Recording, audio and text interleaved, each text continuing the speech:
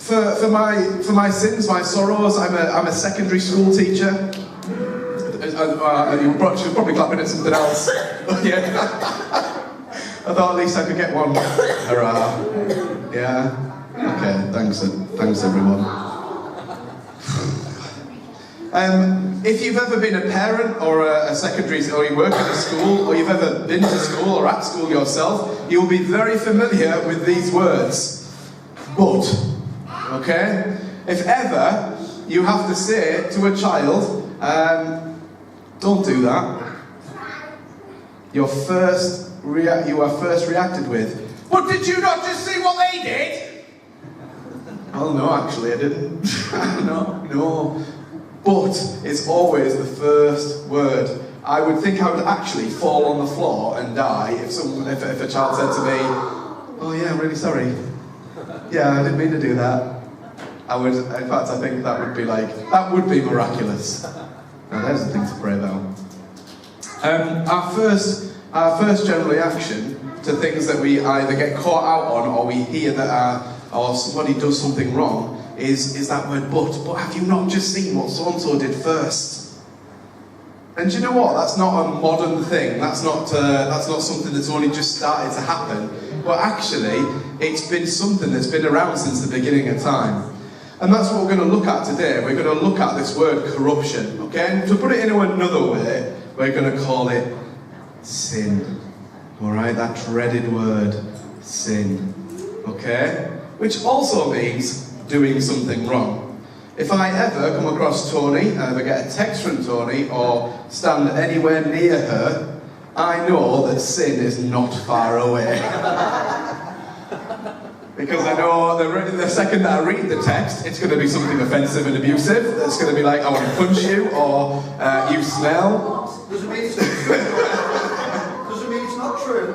When you get up to speak, she wants to punch you. I just know something bad is just around the corner. There are some times where she can be nice. And I emphasise the some and rarity of that. But if you want to know what sin looks like, no, I'm joking. Then yeah. And we're just going to read from Genesis chapter 3, and we're just going to look at verse 13 to begin with. And if you're familiar with the story, Adam and Eve, they had this wonderful garden which Alan spoke to us about last week. It was all lovely and rosy, and they lived in relationship with God. God made the world, and it was good, and it was all looking fine and dandy in the garden. And then all of a sudden, in Genesis chapter 3, we're faced with this, with a change, okay? And this is kind of after the change has happened, but I just want to highlight it straight from the off. Eve has just eaten from the tree and done something wrong, right? The first thing that somebody has ever done wrong. And the Lord said to the woman, what is it that you have done? The woman said, the serpent deceived me and I ate. Okay? Not, do you know what? I got wrong, or, I shouldn't have done that. That was the serpent. The serpent deceived me. And all from the day of the beginning of time, we make excuses for the things that we do wrong. And Eve straight away has done something wrong, and straight away points to somebody else. It was the serpent. Well, yeah, the serpent did deceive her, but she had a choice to make. Either do it or don't. But she still made an excuse.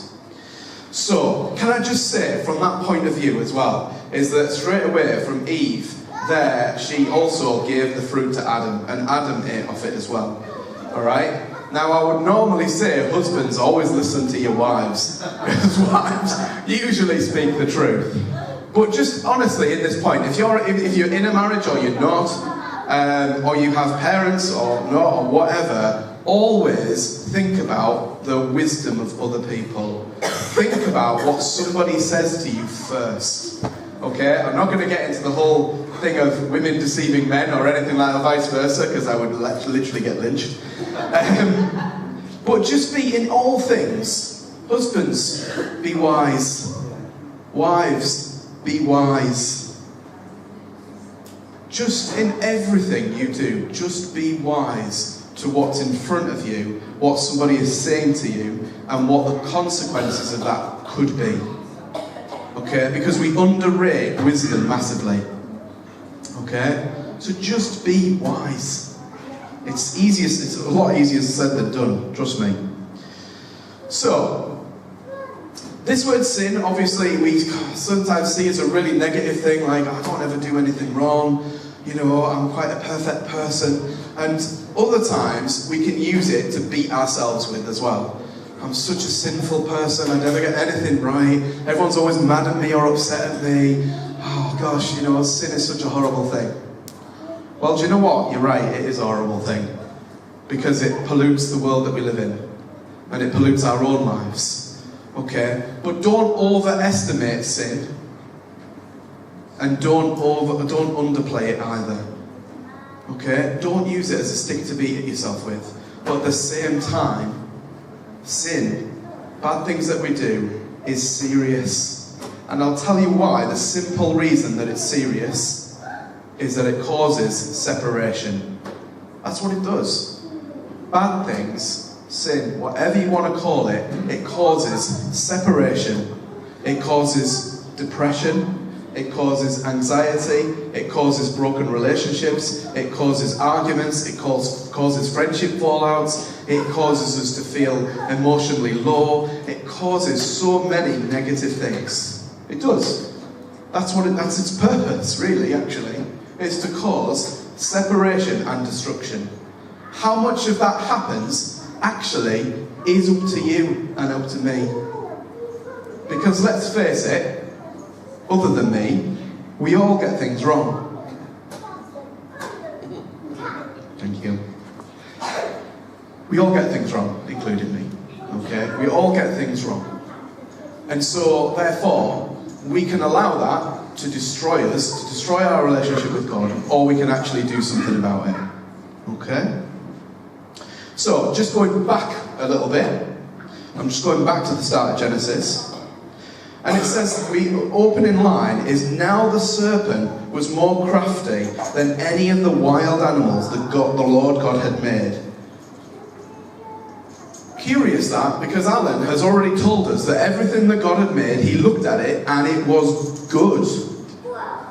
Yet we are faced from the off with this serpent who is more crafty than anyone else.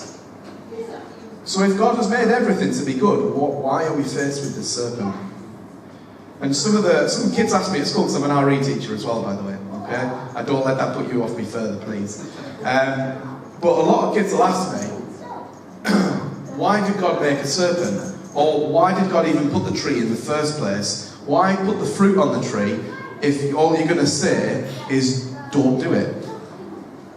Don't do it. And do you know what? At first, that quite baffled me. And it took me a little bit. And I'm not saying everything I say is right either, but this is what I've come to understand. That even though God made everything to be good, He still also made the good thing of free will.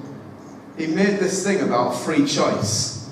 Because the last thing that we want, and the last thing that God wants, is a load of robots. And that's the unique thing about humanity. That's the unique thing looking around this room. No matter how old, young, much life experience, what jobs you do, whatever you're involved in, is I look around this room and I just see potential, I see creativeness, I see love, I see kindness, I see gentleness, and I see people.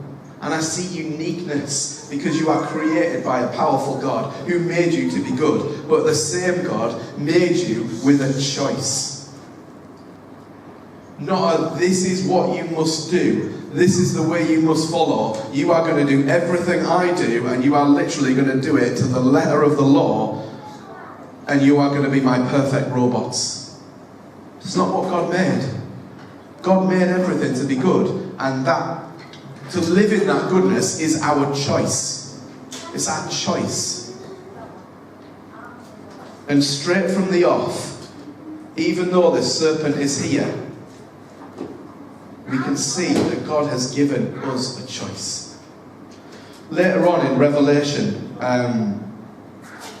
12:9, it actually tells us that the serpent is Satan. Okay? Now, what chance do we actually stand? Because if you know much about him, then you'll know that he was one of the angels. Okay? And if the angels fall, whoa, and sometimes I think, what chance have we got? But actually, Satan made a choice that he wanted power to be on the same level with God. He wanted all that worship for himself. And then now we see him in this garden, he says the same thing to Eve. Did God really say, you must not eat from any tree in this garden? The woman said, we may eat the fruit from the trees in the garden, but you must not eat from the tree in the middle. You must not touch it or you will certainly die. You will not certainly die, the serpent said to the woman. For God knows that when you eat from it, your eyes will be opened and you will be like God, knowing good and evil. So the serpent is saying the same thing that he probably said to God himself. Eve, not only can you just walk in relationship with God, but you can be like God. Hey, you can know good and evil as well. Wow. Hey, what have you got to say about that? That sounds pretty good, right? You can see all good things, you can know all bad things that happen, you can have all that power for yourself. Now what more do we humans like than a bit of power and a bit of money? Unless you have to pay for car parking over there, then you have no money. I'm kind of going on about it because I'm hoping Alan's going to give me some money towards it. Exactly. Yeah, I know. Thanks, Dan. There it is. There, plain and simple. Have it all. You can have it all, Eve. It's right there if you want it. So she eats off the tree. And she gives it to Adam. She chooses equality with God to become God. That's what she chooses. She doesn't choose to walk in a relationship, enjoy God, enjoy everything that He's created and made her to be. No. I want to be that step higher. I want to be that step higher. I want to be exactly like you can do. I want to do it as well. And as you know, well, hopefully you know, you may not know, as soon as they've done it, they realise they're naked, they have to put clothes on themselves, they have to run away from God, because God comes into the garden and He says, "Where are you?" And Adam says, "I heard you in the garden, and I was afraid, because I was naked, so I hid." And there you go. Sin causes shame. It's heartbreaking, really. It causes us to be ashamed. And it already causes separation. Now they don't enjoy that same relationship with God because they've had to hide away from Him. They separate themselves from God.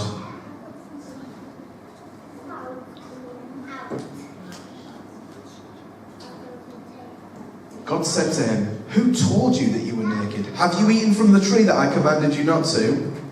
Then the man says, as we probably all would, "The woman you put with me, she did it. She gave me the fruit. It was her fault. Not my fault. She gave me the fruit. She told me it was good. I ate it." And that's why we need wisdom. Both men and women. That's why we need to be wise. But no, it wasn't me. It wasn't me. It was her. It was all her. Don't look at me. I'm innocent. And then the woman said to the God, then God said to the woman, What is it you've done? And the woman said, "The serpent deceived me and I ate." So at that point, it's all looking really bleak.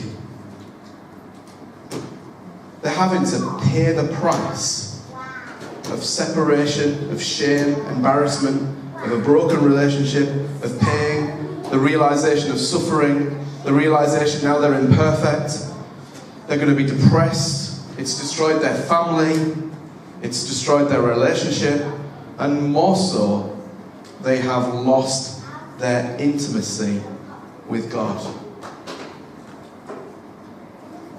And this is where we see for the first time what God does with sin. God uses this word called judgment. And it doesn't get any better, does it? Sin, judgment, oh man, you know. But we've all been judged.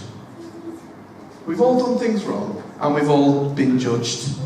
Whether it be off another person, whether it be off our parents, whether it just be even someone we don't know. Even when you're watching, when you're doing Gogglebox at home, let's face it, we all do it, don't we? When we're all looking at those on the TV and having that all like, have you seen what they're doing on there? Right? I know this is, I'm too old, but you know, all like the kids at school are going, are you watching I'm a Celeb? No, I've got a life, I'm sorry.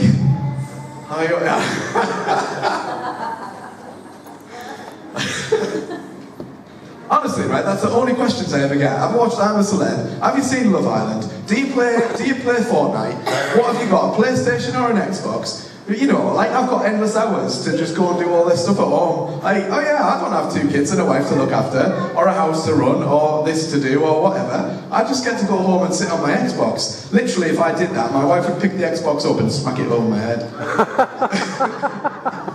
She wouldn't use the child to do it with. She'd use an Xbox, if I do.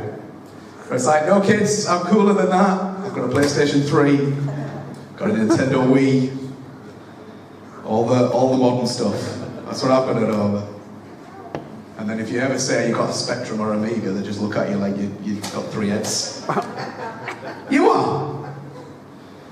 The internet's not working. You are. It's like, it's crazy, honestly. Moving on. So, what God does is he judges Adam and Eve. Bearing in mind, the serpent has told them that if they do that, they will surely die.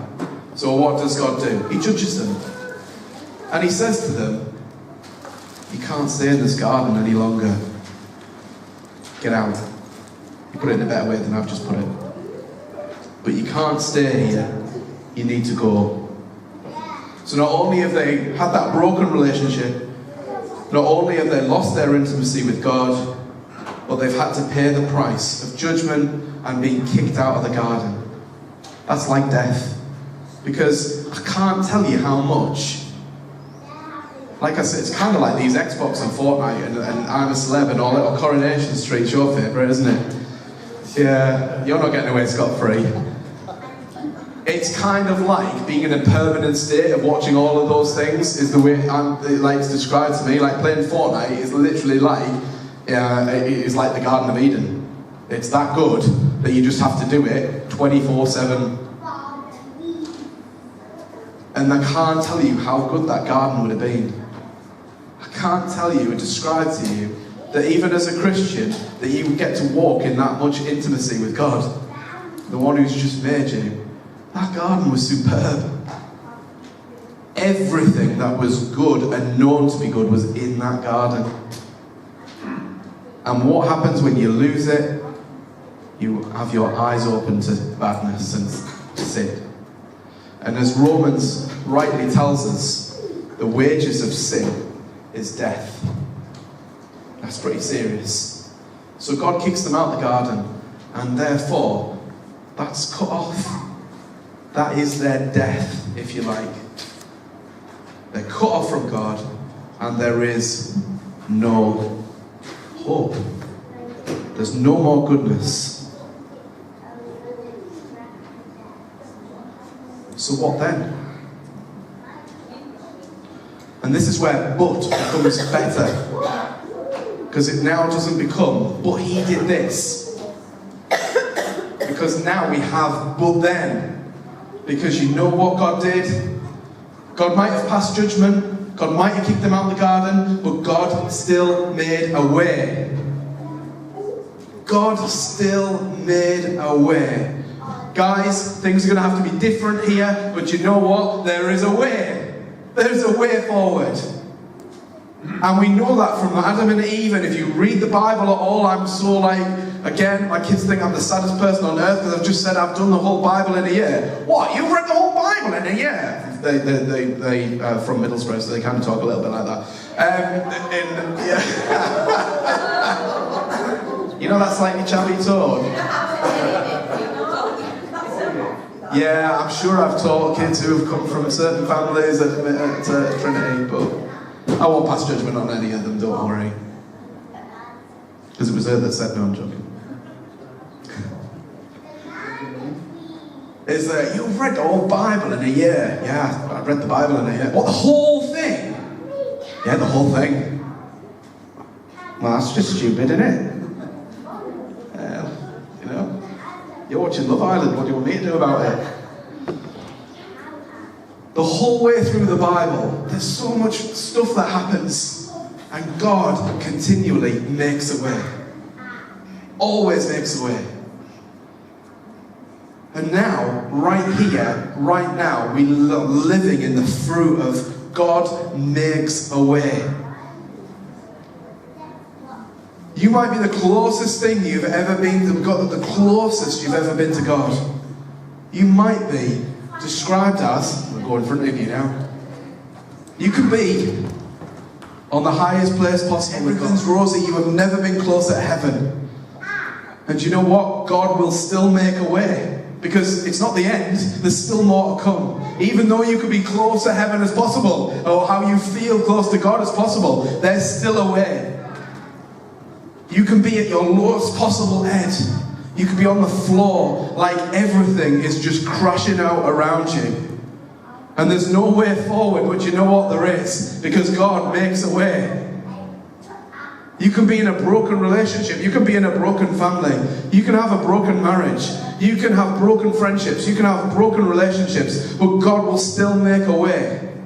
There is a way. And the way is Jesus. That way is Jesus. In everything, there is a choice and there is a way.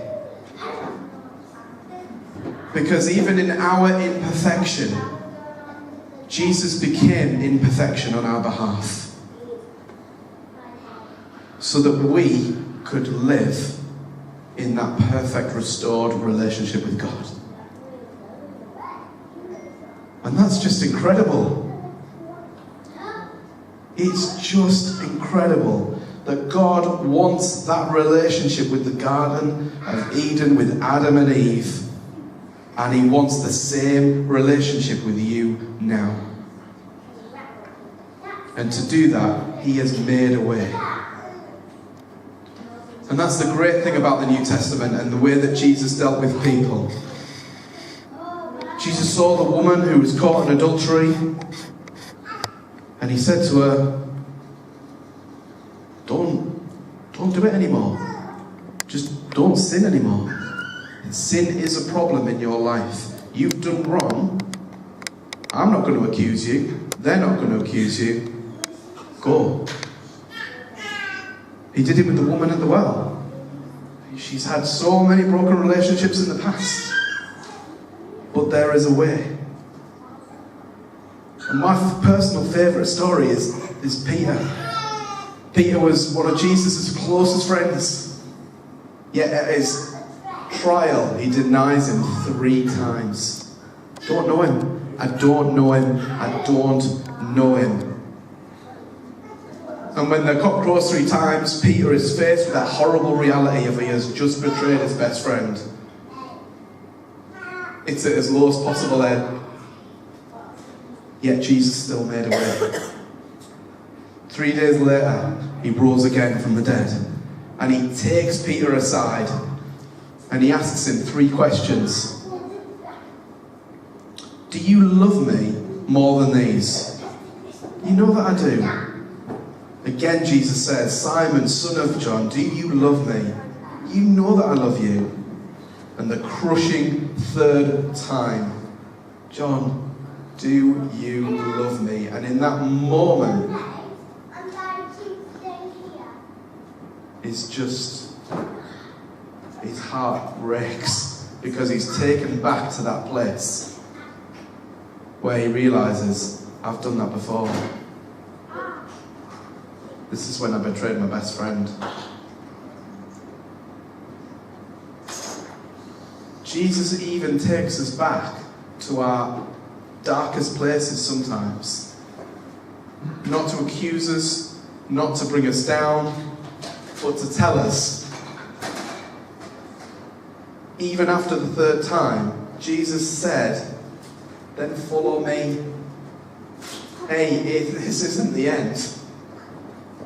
I might take you back there, but I'm taking you forward as well. I'm going to take you forward as well. He always, always makes a way.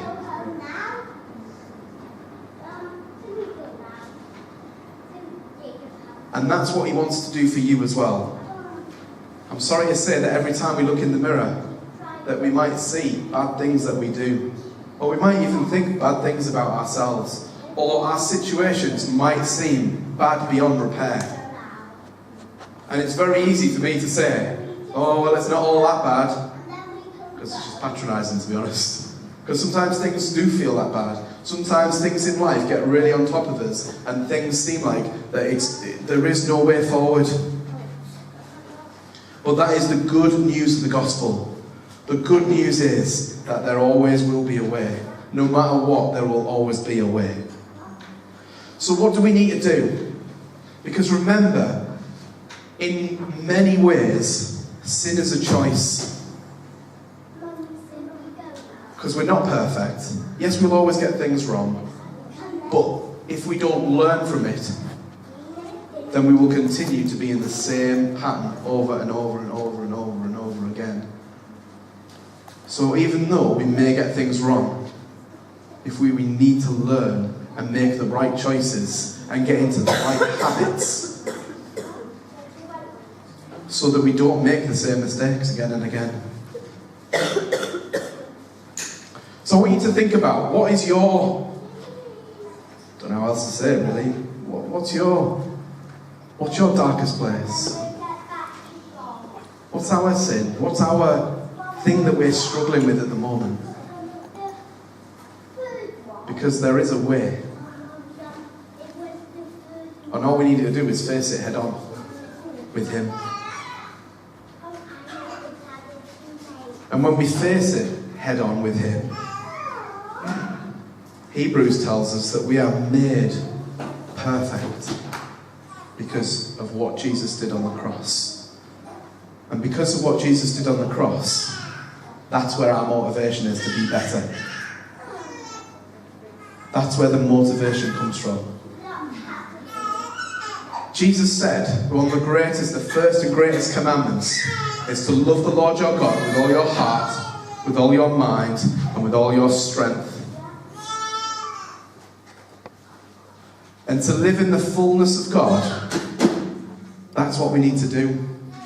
We need to love him with all our heart, with all our mind, and with all our strength. And actually, that takes a lot. Okay, love the Lord your God with all your heart, with all your mind, all your strength. Yeah, no bother, I can do that. But I'm learning to do that is a lifelong problem.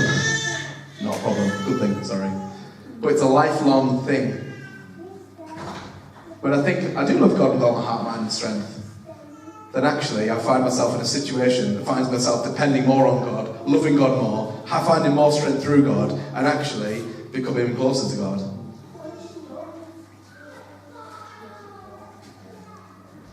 Can I honestly say that I love God with all my heart, with all my mind, with all my strength? What are our priorities in our life? Not a judgment question, not an accusation question. I ask myself this all the time. But do we have godly habits in our life? Because the overwhelming way to move away from getting things wrong, even as a Christian, is to create godly habits. Because if we have godly habits, we become closer to God. Doesn't have to mean that you sit and read the Bible in a year. Doesn't mean that you have to sit there every day and read 4 hours of the Bible and then another 6 hours of prayer and then completely ignore everyone around you. Because forming godly habits can just be sitting next to the person that you're with and sharing some good news. That they can be telling somebody in the street, you look good. That they can be going around our everyday life and being like Jesus. It doesn't have to be a magical formula of this constant prayer and Bible reading and all the rest of it. Although those are good things to do. I may point that out. But to love God with all your heart, mind and strength is to be a Christian in every situation, in every moment of your life, and live out the calling that Jesus has given you. That's what it looks like. It's so that you can reflect the same hope that you have as well to other people. What godly habits do you have? And what godly habits do you need? So I love this morning. You know, it's great, it's vibrant, there's kids, there's people, there's worship, and there's good singers, and loads of great stuff. And it's great for a time. But we're called to more. There is more. And that is reflecting this every day of the week. Does Dave go around playing guitar everywhere and everyone he meets? I hope not. Because it'd be weird when he was driving. Steering with a guitar. Don't tell me you've never tried it.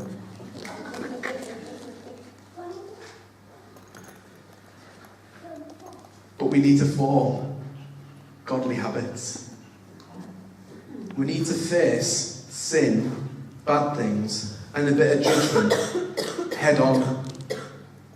It's not shameful, it feels shameful. It's not embarrassing, it feels embarrassing. My life's over because I'm not good enough. I'm not good enough, but we are when we have Jesus.